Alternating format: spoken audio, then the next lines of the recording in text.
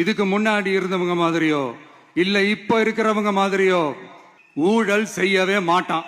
முதல்ல நீ ஊழல் பணத்தை எடுங்கிற நடிக்கக்கூடிய 200 கோடி சம்பளம் வாங்குற 200 கோடிக்கு டாக்ஸ் எவ்வளவு கட்டணும்? கிட்டத்தட்ட 60 கோடி டாக்ஸ் கட்டணும். கட்டிரியா நீ? 70 கோடி டாக்ஸ் கட்டணும். கட்டிரியா நீ? ஏற்கனவே உன் மேல 2 கேஸ் இருக்கு. அது என்ன கேஸ்னு பார்த்தாக்கா, ஒன்னு சொகுசுக்கார இறக்குமதி பண்ணி வரி கட்டல. நீ என்ன தேசபக்தனான்னு கேட்டாரு உன்னை ஜட்ஜி. உனக்கு என்ன வரி விலக்கு கொடுத்து நீ என்ன தேசபக்தனா, நீ இல்லனா ராணுவ வீரனான்னு கேட்டாரு. அதுக்கே நீ தூக்குமானி தூங்கி இருக்கலாம். உன்னை நீ உயிரோட இருக்கிற. அந்த டாக்ஸ் கட்டறதுக்கே கோர்ட் சொல்லி நீ டாக்ஸ் கட்டணும்.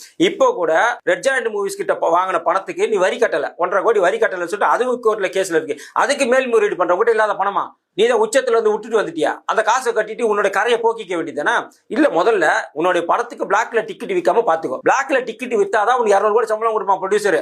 பிளாக்ல டிக்கெட் விற்கலாம் உனக்கு எப்படி 200 கோடி சம்பளம் கொடுப்பான்? அவ்வளவு ஒர்த்து நீ கிடையாது. பிளாக்ல டிக்கெட் விற்பதன் காரணமாகத்தான் இவருக்கு 200 கோடி சம்பளம். என்னைக்கு ஒரு பிளாக்ல டிக்கெட் இல்லாம 120 டிக்கெட்ல 80 டிக்கெட்ல மக்கள் படம் பாக்குறாங்களோ அன்னைக்கு ஒரு 200 கோடி சம்பளம் கிடையாது. 25 கோடி கூட சம்பளம் கொடுக்காத நிலைமைக்கு தான் வர முடியும். ஏன்னாக்கா பிளாக்ல டிக்கெட் விற்கிறத முதல்ல விஜய் அவர்கள் தடுத்து நிறுத்தி விட்டு அந்த ஊழல் அங்கிருந்து ஒழிங்க.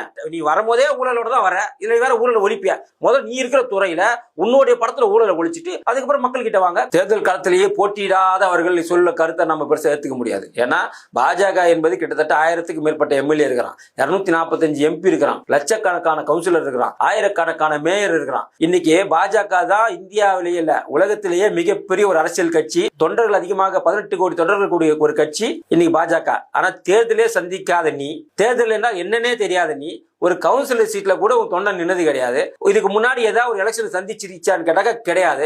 எலெக்ஷன்னா என்னன்னு தெரியாது உனக்கு. அதே போல எலெக்ஷன்ல பிஎல் என்னன்னு தெரியாது, பிஎல் 2 என்னன்னு தெரியாது உனக்கு, வட்டாட்சியாளர்னா என்ன தெரியாது, பூத்னா என்னன்னு தெரியாது. நீ எல்லாம் நரேந்திர மோடியை பத்தி பேசு, பாஜக பத்தி பேசு, என்ன தகுதி இருக்கு உனக்கு? முதல்ல தேர்தலை சந்திக்கிறா. தேர்தலை சந்திக்காம வாயில வட சுட்டு எப்படி? தேர்தலில் சந்திச்சு நாங்கள் தேர்தலை சந்தித்து பாஜக வீழ்த்து விட்டோன்னு அப்ப பேசு. அப்ப நாங்க உங்க பேச்சு ஏத்துக்கிறோம். தேர்தலை சந்திக்காம பாஜக எங்களுக்கு ஒரு பொருட்டல்ல, அதிமுக எங்களுக்கு ஒரு பொருட்டல்ல. 5 வருஷத்துக்கு முன்னாடி போய் நின்னாரு அம்மா ஆட்சியில தலைவா படம் ரிலீஸ் 5 மணி நேரம் கை கட்டி நின்னாரு. அப்ப தெரியலையா உங்க தலைவருக்கு? அதிமுக தெரியலையா? அப்ப தெரியலையா உங்க தலைவருக்கு பாஜகவை? ஏன் இப்போ போனாரு 9 மணி நேரம் போய் சிபிஐ கிட்ட உட்காந்துருந்தாரு? அப்ப தெரியலையா அவருக்கு? 2 நாளா உட்காந்து 16 மணி நேரம் உனக்கு சிபிஐல உட்கார வச்சு கொண்டு குறைஞ்சாங்களா? அப்ப தெரியலையா அவனுக்கு? இதெல்லாம் வந்துட்டு பாஜக கொடுத்த அழுத்தம் கிடையாது. பாஜக என்றால் நேர்மையான கட்சி என்று விஜய் பேசி கொண்டார். விஜய் கிட்ட இருக்கிற அல்லக்கை தான் இந்த மாதிரி அருண் இவங்க போடலாம். விஜயோட அல்லக்கைகள் இப்படிதான் பேசுவாங்க. அதனால அல்லக்கைகள் பேச்சு நாங்க பெருசா எடுத்துக்கிறதுல முதல்ல தேர்தலை சந்திச்சுட்டு அதுக்கப்புறம் வந்து பேசு.